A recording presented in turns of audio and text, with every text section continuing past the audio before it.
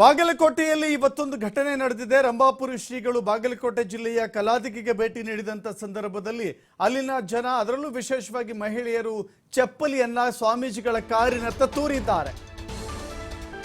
ಗುರುಲಿಂಗೇಶ್ವರ ಮಠದ ಪೀಠಾಧಿಪತಿಯ ವಿವಾದ ಇದು. ಕಲಾದಿಗೆ ಮಠದ ಬಾಗಿಲಿಗೆ ಬೀಗ ಹಾಕಿದ್ದಾರೆ ಈಗ ಭಕ್ತರು.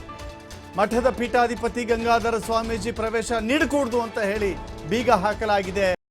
ನಮಗೆ ಬೇಡ ಅಂತ ಹೇಳಿ ಪ್ರತಿಭಟನೆ ಮಾಡಿದ್ರು ಭಕ್ತರು. ಕೋರ್ಟ್ನಲ್ಲಿ ವ್ಯಾಜ್ಯ ಇರುವಾಗಲೇ ಮಠದ ದುರಸ್ತಿ ಮಾಡಲಿಕ್ಕೆ ಮುಂದಾಗಿದ್ರು ಶ್ರೀಗಳು. ಕೋರ್ಟ್ನಲ್ಲಿ ಪರಿಹಾರದ ನಂತರ ಸ್ವಾಮೀಜಿ ಮಠ ಪ್ರವೇಶ ಮಾಡಲಿ ಅಂತ ಹೇಳಿ ಬೀಗ ಜಡಿದಿದ್ದಾರೆ.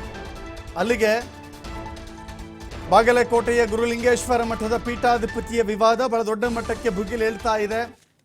ಸ್ವಾಮೀಜಿ ಹಾಗೂ ಭಕ್ತರ ನಡುವೆ ಒಂದು ಚಟಾಪಟಿ ನಡೀತಾ ಇದೆ. ಮಧ್ಯಾಹ್ನದಿಂದಲೂ ಕೂಡ ಬಹಳ ದೊಡ್ಡ ಮಟ್ಟದ, ಇಡೀ ರಾಜ್ಯ ಮಟ್ಟದ ಸುದ್ದಿಯಾಗುವ ನಿಟ್ಟಿನಲ್ಲಿ ಘಟನೆಗಳು ಅಲ್ಲಿ ಜರುಗ್ತಾ ಇದ್ದಾವೆ. ಈಗ ನೀವು ನೋಡ್ತಾ ಇರುವಂಥ ದೃಶ್ಯ ಗುರುಲಿಂಗೇಶ್ವರ ಮಠದ ದ್ವಾರ ಬಾಗಿಲಿಗೆ ಬೀಗ ಹಾಕಿದ್ದಾರೆ ಭಕ್ತರು. ಮಾತ್ರವಲ್ಲ, ಸ್ವಾಮೀಜಿ ನೀವು ಪ್ರವೇಶ ಮಾಡಬೇಡಿ, ಈ ಮಠದ ವ್ಯಾಜ್ಯ ಕೋರ್ಟ್ನಲ್ಲಿದೆ, ಕೋರ್ಟ್ನಲ್ಲಿ ತೀರ್ಮಾನ ಮಾಡಿದ ನಂತರದಲ್ಲಿ ನಾವು ಈ ಎಲ್ಲ ಪ್ರಕ್ರಿಯೆಗಳನ್ನು ಮಾಡೋಣ ಅನ್ನೋದು ಅಲ್ಲಿನ ಭಕ್ತರ ಆಗ್ರಹ, ಒತ್ತಾಯ, ಆಕ್ರೋಶಕ್ಕೂ ಕೂಡ ಇದು ಕಾರಣವಾಯಿತು. ನಂತರದಲ್ಲಿ ಈ ಬಾಗಿಲನ್ನು ಮುಚ್ಚುವುದರ ಮೂಲಕ ಸ್ವಾಮೀಜಿ ಒಳ ಪ್ರವೇಶ ಮಾಡದಂತೆ ತಡೆಯಲಾಗಿದೆ. ಮಠದ ಪೀಠಾಧಿಪತಿ ಗಂಗಾಧರ ಸ್ವಾಮೀಜಿಯವರು ನಮಗೆ ಬೇಡ ಅಂತ ಹೇಳಿ ಪ್ರತಿಭಟನೆ ಮಾಡ್ತಾ ಇದ್ದಾರೆ.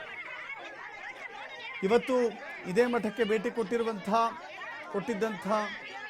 ರಂಭಾಪುರಿ ಜಗದ್ಗುರುಗಳ ಕಾರಿಗೂ ಕೂಡ ಕಲ್ಲು ತೂರಾಟವಾಗಿದೆ. ಜನ ಆಕ್ರೋಶ ವ್ಯಕ್ತಪಡಿಸಿದ್ದಾರೆ. ಕೆಲವಷ್ಟು ಜನ ಬೈಗುಳವನ್ನು ಕೂಡ ಬೈದಿದ್ದಾರೆ. ಈ ನಂತರದಲ್ಲಿ ಆಗುತ್ತಿರುವ ಬೆಳವಣಿಗೆಗಳನ್ನು ನಾವು ಕೂಡ ಗಮನಿಸ್ತಾ ಇದ್ದೇವೆ. ಕಲಾದಿಗೆ ಮಠದ ಬಾಗಿಲಿಗೆ ಬೀಗ ಹಾಕಿದ್ದಾರೆ, ಬೀಗ ಜಡ್ದಿದ್ದಾರೆ. ಕೋರ್ಟ್ನಲ್ಲಿರುವಾಗ ನೀವು ಯಾವ ಅಭಿವೃದ್ಧಿ ಕೆಲಸಗಳನ್ನು ಮಾಡಬೇಡಿ, ನೂತನ ಪೀಠಾಧಿಪತಿಯ ನೇಮಕವನ್ನು ಮಾಡಬೇಡಿ ಅಂತೇಳಿ. ನೋಡಿ ಏನಾಗಿತ್ತು ಅಂತ ಹೇಳಿದ್ರೆ, 2015ರಲ್ಲಿ ಚಂದ್ರಶೇಖರ ಶ್ರೀಗಳ ಲಿಂಗೈಕ್ಯರಾದ ನಂತರದಲ್ಲಿ ಪಟ್ಟಕ್ಕಾಗಿ ಬಹಳ ದೊಡ್ಡ ವಿವಾದ ಸೃಷ್ಟಿಯಾಗಿತ್ತು. ಆ ವಿವಾದ ಈಗ ಸದ್ಯಕ್ಕೆ ಕೋರ್ಟ್ನಲ್ಲಿದೆ. ಕೋರ್ಟ್ನಲ್ಲಿರುವ ಕಾರಣಕ್ಕಾಗಿ ಮಧ್ಯದಲ್ಲಿಯೇ ಯಾವುದೇ ರೀತಿಯ ಚಟುವಟಿಕೆಗಳನ್ನು ಯಾರೂ ಕೂಡ ಮಾಡುವಂತಿಲ್ಲ. ಮಠದ ಜೀರ್ಣೋದ್ಧಾರ ಆಗಲಿ, ಕೃಷಿ ಭೂಮಿಯ ಉಳುಮೆ ಆಗಲಿ, ಅಥವಾ ಮಠಕ್ಕೆ ಸಂಬಂಧಪಟ್ಟಂಥ ಆಸ್ತಿ ಎಲ್ಲ ವಿಚಾರಗಳಲ್ಲೂ ಕೂಡ ಯಾರೂ ಕೂಡ ಪ್ರಕ್ರಿಯೆಗಳನ್ನು ಆರಂಭ ಮಾಡುವಂತಿಲ್ಲ. ಆದರೆ ಇದು ರಂಭಾಪುರಿ ಶ್ರೀಗಳ ಮಠದ ಶಾಖಾ ಮಠ ಆಗಿರುವ ಕಾರಣಕ್ಕಾಗಿ ಹೊಸ ಪೀಠಾಧಿಪತಿ ನೇಮಕ ಆಗುತ್ತೆ. ಜೊತೆಗೆ ಅಲ್ಲಿರುವಂಥ ಜಮೀನನ್ನು ಉಳುಮೆ ಮಾಡಲಿಕ್ಕೂ ಕೂಡ ಆರಂಭ ಕೊಳ್ಳಾಗುತ್ತೆ. ಮಠದ ಜೀರ್ಣೋದ್ಧಾರದ ಕೆಲಸವೂ ಕೂಡ ಆರಂಭ ಆಗುತ್ತೆ. ಇದು ಅಲ್ಲಿನ ಮಠಗಳಿಗೆ, ಅಂದರೆ ಮಠದ ಭಕ್ತರಿಗೆ ಬೇಸರ ತರಿಸಿದೆ. ಕೋರ್ಟ್ನಲ್ಲಿರುವಾಗ ನೀವು ಹೇಗೆ ಈ ಕೆಲಸಗಳನ್ನು ಕೈಗೆತ್ತಿಕೊಳ್ತೀರಿ ಅನ್ನೋದು ಅಲ್ಲಿನ ಜನರ ಆಕ್ರೋಶದ ರೂಪವನ್ನು ತಾಳ್ತು. ಆ ನಂತರದಲ್ಲಿ ಸ್ವಾಮೀಜಿಗಳ ಕಾರಿಗೂ ಕೂಡ ಚಪ್ಪಲಿ ಎಸೆಯುವಂಥ ಕೆಲಸ ಮಾಡಿದ್ರು. ಈಗ ಮಠದ ಬಾಗಿಲಿಗೆ ಬೀಗ ಜಡಿದಿದ್ದಾರೆ, ಯಾರು ಪ್ರವೇಶಿಸಬೇಡಿ ಅಂತ ಹೇಳಿ. ಯಾವುದೇ ಅಹಿತಕರ ಘಟನೆ ನಡೆಯಬಾರದು ಎನ್ನುವ ಕಾರಣಕ್ಕಾಗಿ ಅಲ್ಲಿ ಪೊಲೀಸರು ಕೂಡ ಬಿಗಿ ಬಂದೋಬಸ್ತನ್ನು ಏರ್ಪಡಿಸಿದ್ದಾರೆ. ಕಲಾದಿಗೆಯಲ್ಲಿ ಪೊಲೀಸ್ ಸ್ಟೇಷನ್ ಇದೆ, ಕಲಾದಿಗೆಯ ಪೊಲೀಸರೇ ಅಲ್ಲಿಗೆ ಬಂದಿದ್ದಾರೆ. ಅಹಿತಕರ ಘಟನೆ ನಡೆಯದಂತೆ ಪೊಲೀಸರು ಕೂಡ ಅಲ್ಲಿ ಎಚ್ಚರವನ್ನು ವಹಿಸಿದ್ದಾರೆ.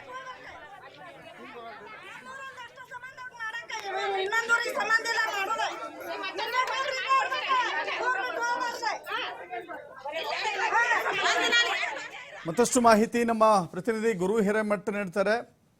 ಗುರು, ಗಮನಿಸ್ತಾ ಇದ್ದೀವಿ ಮಧ್ಯಾಹ್ನದಿಂದ ಒಂದೊಂದೇ ಬೆಳವಣಿಗೆಗಳು. ಈಗ ಮಠದ ಬಾಗಿಲಿನ ಬೀಗ ಜಡಿಯುವ ಹಂತಕ್ಕೆ ಬಂದು ನಿಂತಿದೆ.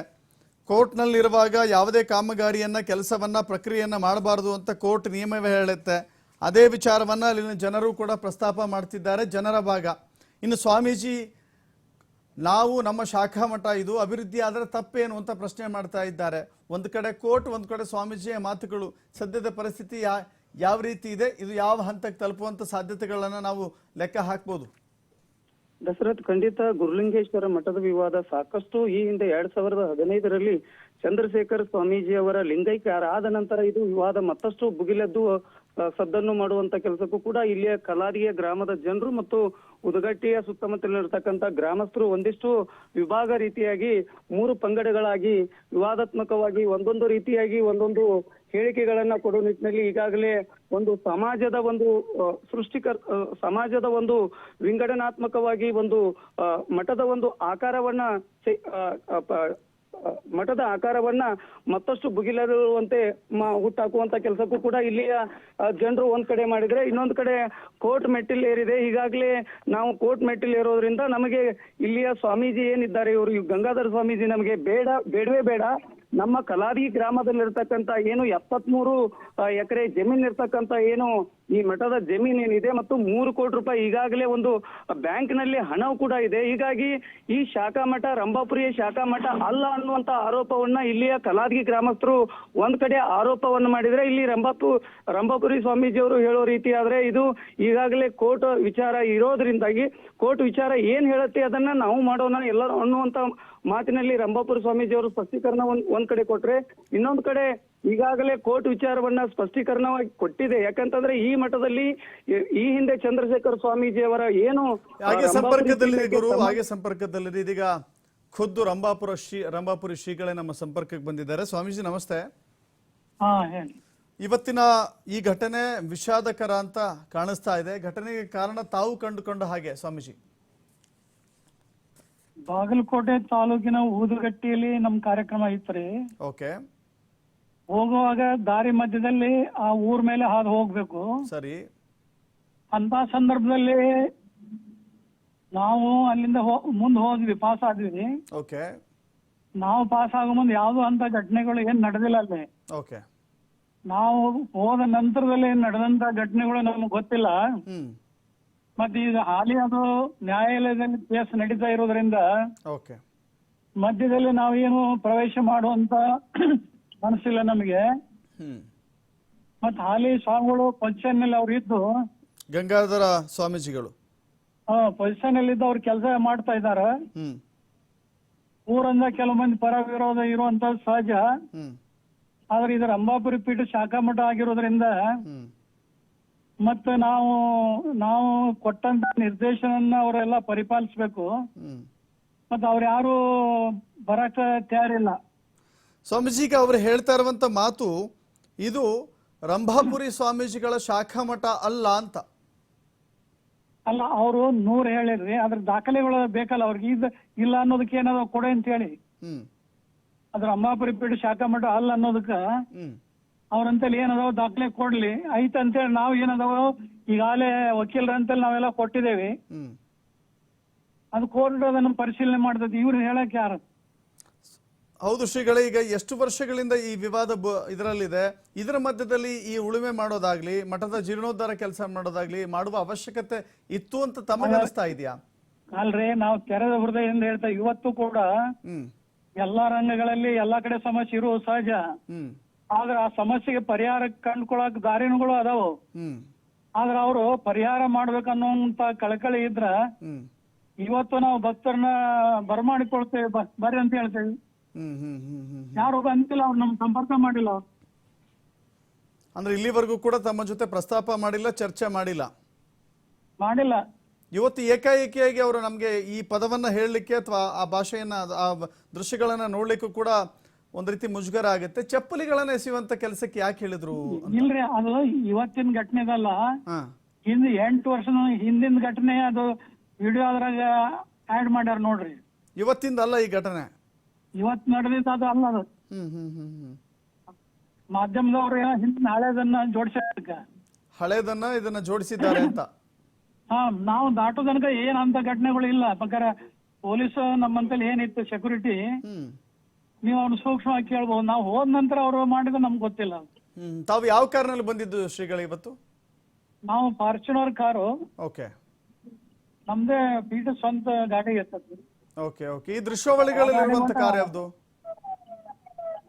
ಯಾವುದೇ ಆತಂಕ ಇಲ್ಲ, ಮತ್ತೆ ಏನು ಇದಿಲ್ಲ, ನಾವು ಬಂದಿದ್ದೇವೆ. ಓಕೆ.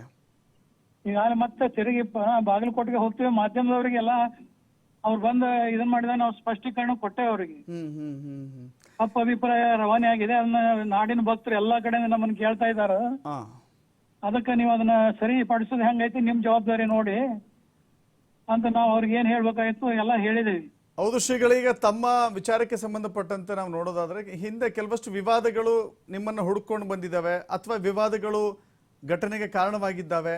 ಈಗ ಅಡ್ಡಪಲ್ಲಕ್ಕಿ ಉತ್ಸವದ ರೀತಿಯಲ್ಲೋ ಅಥವಾ ಬೇರೆ ಬೇರೆ ಉತ್ಸವದ ರೀತಿಯಲ್ಲಿಯೋ ಕೂಡ ಸಾಕಷ್ಟು ರೀತಿ ವಿವಾದಗಳಿತ್ತು. ಆದ್ರೆ ಇದು ತಾರಕಕ್ಕೇರಿದ ವಿವಾದದ ರೀತಿಯಲ್ಲಿ ಕಾಣಿಸ್ತಾ ಇಲ್ವಾ? ಇಲ್ಲ ಅಂತದೇನಿಲ್ಲ, ಕೋರ್ಟ್ ನಲ್ಲಿ ನಡೀತಾ ಇರೋದ್ರಿಂದ ಇದು ಯಾರು ಮಧ್ಯದಲ್ಲಿ ಏನ್ ಮಾಡಕ್ ಬರೋಂಗಿಲ್ಲ ಅಲ್ರಿ. ಅಲ್ಲ, ತಾವು ಒಂದ್ ಮಾತು ಹೇಳಿದ್ರಿ, ಮಧ್ಯಾಹ್ನ ಮಾತಾಡ್ತಾ ಒಂದ್ ಮಾತು ಹೇಳಿದ್ರಿ, ಅಭಿವೃದ್ಧಿ ಆದ್ರೆ ತಪ್ಪೇನು ಅಂತ ಹೇಳಿ. ಅಭಿವೃದ್ಧಿ ಆದ್ರೆ ತಪ್ಪೇನು, ಅಭಿವೃದ್ಧಿ ಕೆಲಸಗಳನ್ನು ನಡೆದ್ರೆ ತಪ್ಪೇನು ಅಂತ ಕೇಳಿದ್ರಿ ತಾವು. ಅಲ್ಲ, ಈಗ ಯಾವುದೇ ಮಠದಲ್ಲಿ ನಡೆಯುವಂತ ಸಂಪ್ರದಾಯ ಕಾರ್ಯಕ್ರಮ ನಿಲ್ಬಾರದ್ರಿ ಅದು, ಯಾಕಂದ್ರೆ ಅದು ತಪ್ಪಲ್ವಾ ಅದು. ಅಲ್ಲ, ಈಗ ಮಠದ ವ್ಯವಸ್ಥೆ ಏನು, ಆಗುವುದೇನು, ಆಸ್ತಿ ಸಂರಕ್ಷಣೆ ಏನು, ಕೋರ್ಟ್ ನಲ್ಲಿ ಏನ್ ತೀರ್ಮಾನ ಆಗದು, ಯಾರಂತ ಹಾಕದ ಅವ್ರಂತ ಆದ್ರ ಆಗ್ಲಿ.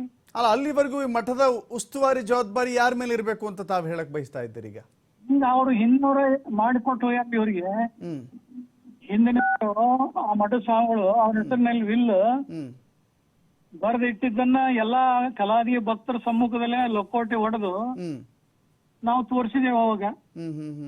ಅವಾಗೆಲ್ಲ ಭಕ್ತರು ಕೆಲವು ಮಂದಿ ಬಂದಿದ್ರು ಎಲ್ಲಾರು, ಅದೆಲ್ಲ ರೆಸಲ್ಯೂಷನ್ ಮಾಡಿದ್ದು ಎಲ್ಲ ಇದನ್ ಮಾಡಿದ್ದು ವಕೀಲರಂತಲೇ ಎಲ್ಲ ಕೋರ್ಟ್ಗೆ ಸಬ್ಮಿಟ್ ಮಾಡಿದೆ. ಅದು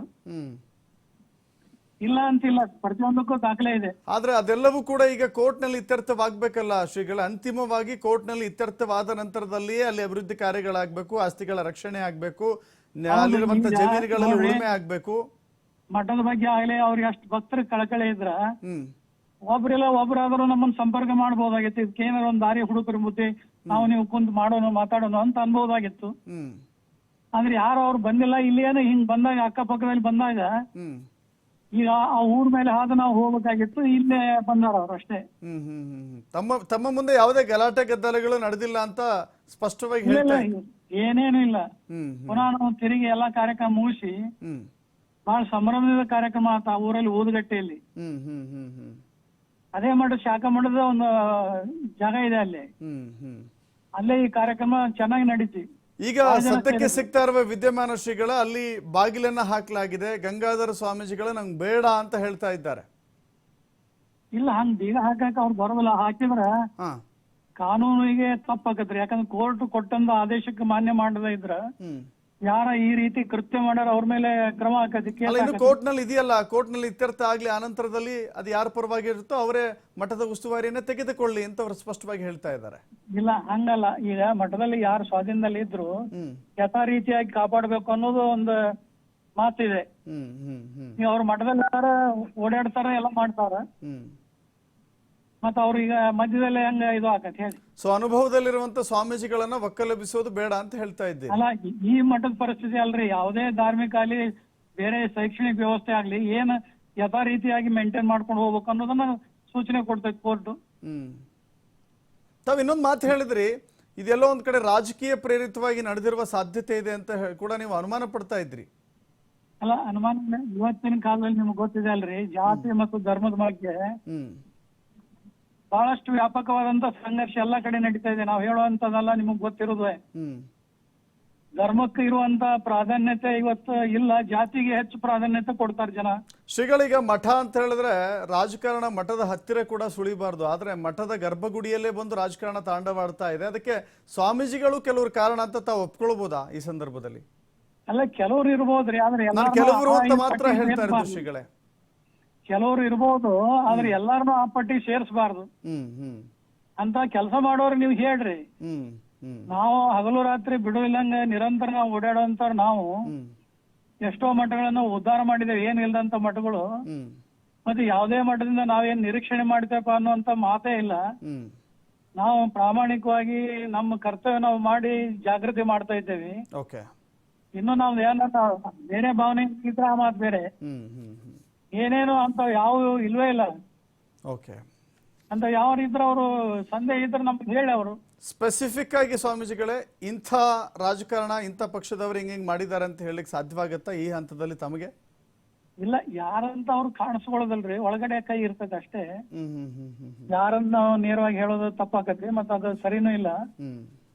ಇಲ್ದೇ ಇದು ಇಷ್ಟೊಂದು ಸುದೀರ್ಘವಾಗಿ ಸಮಸ್ಯೆ ನಡೀತಿದ್ದಿಲ್ಲ. ಸೊ ಯಾವುದೇ ಈಗ ಕಾರಣದ ಶಾಖಾ ಅಲ್ಲಿ ನಿಮ್ಮ ಕೆಲಸ ಶಾಖಾ ಮಾಡ್ತಾ ಮಠ ಇರ್ತಾವೆ. ಇದು ಅಂತ ನೀವು ಅದನ್ನ ಪ್ರೂವ್ ಮಾಡ್ಲಿಕ್ಕೆ ರೆಡಿ ಇದ್ದೀರಿ ದಾಖಲೆಗಳ ಸಮೇತ. ಅಲ್ಲ ದಾಖಲೆ ಈಗಾಗಲೇ ವಕೀಲರಂತಲೇ ಎಲ್ಲ ಅದಾವು. ಹ್ಮ್ ಮತ್ತೇನಾದ್ರು ಬೇಕಂತ ಅಪೇಕ್ಷೆ ಪಟ್ರೆ ಅದಕ್ಕೆ ಸಂಬಂಧಪಟ್ಟಂತ ದಾಖಲೆಗಳನ್ನು ಒದಗಿಸಬಹುದು. ಓಕೆ ಓಕೆ ಓಕೆ ಧನ್ಯವಾದಗಳು. ಮತ್ತೆ ನಮ್ಮ ಪೀಠದ ಸುಪ್ರೀಂ ಅಥಾರಿಟಿ ಏನಿದೆ, ಹಾ ಕಾನೂನು ಒಂದು ತರ ರೀ. ಈಗ ಯಾವ ಪೀಠದ ಶಾಖಾ ಮಠ ಇದೆ ಹ್ಮ್ ಆ ಮಠದ ಸ್ವಾಮಿಗಳು ಅಗಲಿ ಹೋದಾಗ ಅದಕ್ಕೆ ನಿರ್ಣಯ ತಗೊಳ್ಕೊಳ್ಳುವಂತ ಜವಾಬ್ದಾರಿ ಹ್ಮ್ ಪಂಚಪೀಠಗಳ ಹೊರತು ಹ್ಮ್ ಇನ್ನೊಬ್ಬರು ಮೂಗ್ ತೋರ್ಸ್ಲಿಕ್ಕೆ ಬರೋದಿಲ್ಲ ಹಂಗ. ಹಾ ಇದು ಪಂಚಪೀಠದ ಮಠ ಅಂತ ಹೇಳ್ತಾ ಇದ್ದೀರಿ. ಅಲ್ಲ ಪಂಚಪೀಠದ ಇರ್ಲಿ ಇನ್ನು ಬೇರೆ ಯಾವುದೇ ಮಠ ಆಗ್ಲಿ, ಹ್ಮ್ ಅದು ಆಯಾ ಯಾವ್ದಕ್ ಸಂಬಂಧಪಟ್ಟಿರ್ತದೆ ಅವರೇ ಅದಕ್ಕೆ ಜವಾಬ್ದಾರಿ ಹೊತ್ತು ಹ್ಮ್ ಕೊನೆಗೆ ಒಂದು ಅಂತಿಮ ತೆರೆ ಎಳಿಬೇಕು ಹೊರತು ಬೇರೆದವರು ಮಾಡಕ್ ಬರೋದಿಲ್ಲ ಹಂಗ. ಹ್ಮ್ ಹ್ಮ್ ಹ್ಮ್ ಹ್ಮ್ ಸೊ ಗಂಗಾಧರ ಸ್ವಾಮೀಜಿಗಳೇ ಈಗ ಸ್ವಾಮೀಜಿಗಳಾಗಿ ಆ ಮಠದ ಮಠಾಧಿಪತಿಗಳಾಗಿ ಮುಂದುವರಿಬೇಕು ಅಂತ ತಾವು ಹೇಳ್ತಾ ಇದ್ದೀರಿ. ಮುಂದುವರಿದು ಮಾತು ಬೇರೆ ರೀ. ಆದ್ರೆ ಈಗ ಇರುವಂತ ರೀತಿಯಲ್ಲಿ ಚಲಾವಣೆಯಲ್ಲಿ ಹ್ಮ್ ಹಾಲಿ ಅವ್ರು ಇದ್ದು ಕೆಲಸ ಮಾಡ್ತಾ ಇದಾರೆ. ಈಗ ಯಾವ್ದು ನಿರ್ಣಯ ಕೋರ್ಟ್ ನಲ್ಲಿ ಇರೋದ್ರಿಂದ ನಾವೀಗ ಏನ್ ಹೇಳೋದು ಸರಿ ಇರೋದಿಲ್ಲ. ಸೊ ನಿನ್ನೆವರೆಗೆ ಏನಿತ್ತು ಅದೇ ಯಥಾಸ್ಥಿತಿ ಮುಂದುವರಿಬೇಕು ಅಂತ. ಹಾ ಮತ್ತೆ ಅವ್ರು ಕೋರ್ಟ್ ಹೋಗಿ ಅವ್ರು ಹೋಗ್ಯಾರ, ನಾವೇನು ಹೋಗಿಲ್ಲ. ಅಲ್ಲಿ ನಿನ್ನೆವರೆಗೂ ಏನಿತ್ತು ಅದೇ ಯಥಾಸ್ಥಿತಿ ಮುಂದುವರಿಬೇಕು. ಕೋರ್ಟ್ ನಲ್ಲಿ ಇತ್ಯರ್ಥವಾದ ನಂತರದಲ್ಲಿ ಯಾರ ಪರವಾಗಿ ಆಗುತ್ತೋ ಅವರು ಮುಂದುವರಿಸ್ಕೊಂಡು ಹೋಗ್ಬೋದು ಅಂತ ತಾವು ಹೇಳ್ತಾ ಇದ್ದೀರಿ. ಅದಕ್ಕೆ ನಮ್ದೇನು ವಿರೋಧ. ಓಕೆ ಇದನ್ನ ಹೊರತುಪಡಿಸಿನೂ ಅವರು ಸಂಧಾನಕ್ಕೆ ಬರ್ತೇವೆ, ಮಾತುಕತೆಗೆ ಬರ್ತೇವೆ ಅಂದ್ರ ಹ್ಮ್ ತೆರೆದ ಹೃದಯದಿಂದ ನಾವು ಸ್ವಾಗತ ಮಾಡ್ತೇವೆ. ಬಂದ್ ಸಮಸ್ಯೆ ಪರಿಹಾರ ಮಾಡ್ಕೊಂಡು ಮಠದ ಬೆಳವಣಿಗೆ ಮಾಡ್ಲಿ, ಯಾರು ಬೇಡ ಅಂತಾರೆ. ಅಲ್ಲ ತಾವು ಬರುವ ಕಾರ್ಯಕ್ರಮವನ್ನ ನಿಗದಿ ಮಾಡಿಕೊಂಡು ಬರ್ತಾರೆ, ಗಲಾಟೆ ಮಾಡಬೇಕು ಅಥವಾ ಕೇಳಬೇಕು ನಿಮ್ಮನ್ನ ಎನ್ನುವ ದೃಷ್ಟಿಕೋನದಿಂದ ಇಲ್ಲಿವರೆಗೂ ವೆಯ್ಟ್ ಮಾಡಿದ್ರ ಅಂತ. ಇಲ್ಲ ಅವ್ರು ಯಾವತ್ತೂ ಮಾಡಿಲ್ರಿ. ಇವತ್ತ ಊರ್ ಮೇಲೆ ಹಾಗ ನಾವು ಇನ್ನೊಂದು ಊರಿಗೆ ಹೋಗ್ಬೇಕಾಗಿತ್ತಲ್ಲ, ಆ ಊರ್ ದಾಟ ಹೋಗ್ಬೇಕಲ್ಲ, ಅಲ್ಲೇ ಹೋಗುವಂತ ಸಂದರ್ಭದಲ್ಲಿ ಅವ್ರು ಕೆಲವು ಜನ ಊರಂದ 10 ಜನ ಒಳ್ಳೆಯವರಿದ್ರೆ ಪರಿಚಯ ಇರ್ತಾರಲ್ರಿ. ಹಿಂಗ ಇಂಥ ಪರಿಸ್ಥಿತಿ ಇದು ಒಂದ್ ಕಡೆ ಅಲ್ಲ, ಎಲ್ಲಾ ಕಡೆ ಇದ್ದಿದ್ದ ಇದು. ಆದ್ರೆ ನಮ್ಮಂತ ಧರ್ಮ ಪೀಠಗಳು ಇಂಥ ಮಾತುಗಳನ್ನ ಎತ್ತಿ ಹೇಳಲಿಕ್ಕೆ ಮನಸ್ಸಿಗೆ ಬೇಜಾರು ಅನಿಸ್ತದ್ರಿ. ಧನ್ಯವಾದಗಳು ಸ್ವಾಮೀಜಿ ನಮ್ಮ ಜೊತೆ ಮಾತನಾಡಿದ್ದಕ್ಕೆ, ವಿಚಾರಗಳನ್ನು ಹಂಚಿಕೊಂಡಿದ್ದಕ್ಕೆ. ಇದು ರಂಭಾಪುರಿ ಶ್ರೀಗಳು ಹೇಳ್ತಾ ಇರುವಂಥ ಮಾತು. ಯಾವುದೇ ರೀತಿ ಗಲಾಟೆ ನಡೆದಿಲ್ಲ. ಇದ್ಯಾವುದೋ ಈ ಹಿಂದಿನ ವಿಡಿಯೋ ಇದು. ಆ ಕಾರಣದಿಂದಾಗಿ ಅದನ್ನು ಮಿಕ್ಸ್ ಮಾಡಲಾಗಿದೆ ಅನ್ನೋದು ಅವರ ಅನಿಸಿಕೆ ಅದು.